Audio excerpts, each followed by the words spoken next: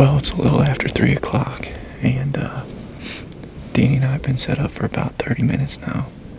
We were just getting ready to do an interview. He tapped me on the shoulder, and 3 does came out of the bedding area here to the south behind us.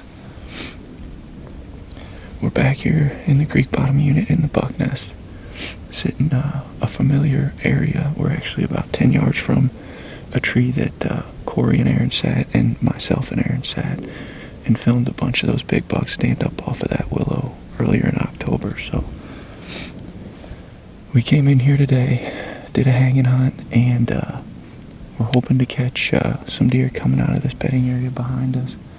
When Zach and I were in here, we saw a doe get run out of here by 4 bucks, and one of them was Ray. So we know that the deer are using this to bed in. And we obviously got in here clean, those 3 does, walked 15 yards from the base of the tree. We're threading the needle on the wind, though. We've got a west wind that is blowing right along the fence line of this bedding area. So it was west-southwest earlier today, which would be better, switching to west once we got into the tree, and then west-northwest this evening. So if it stays light, we should be okay. We can see a long ways. Hopefully we see some bucks tonight.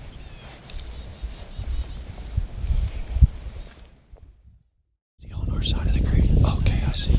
I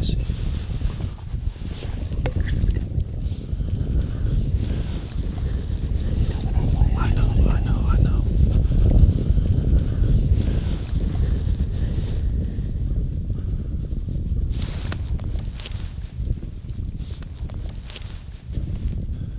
There he is.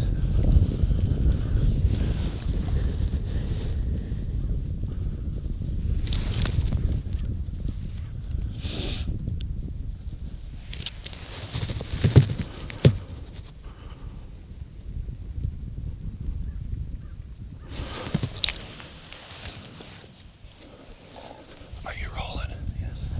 Are you rolling on the GoPro? Not yet, I will. I'll start it on now. Just be easy. That's that big 8. Yep. I got at him.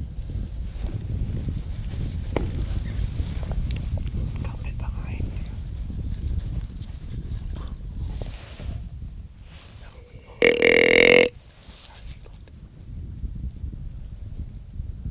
I'll tell you what.